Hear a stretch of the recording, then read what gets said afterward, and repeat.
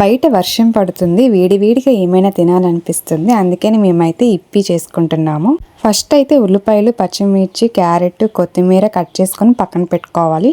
Next వచ్చేసి కడాయి పెట్టుకొని oil వేసుకొని ఉల్లిపాయ ముక్కలు, పచ్చిమిర్చి వేసుకొని ఫ్రై చేసుకోవాలి. అవి కొంచెం ఫ్రై అయిన తర్వాత క్యారెట్ ముక్కలు వేసుకొని ఫ్రై చేసుకోవాలి.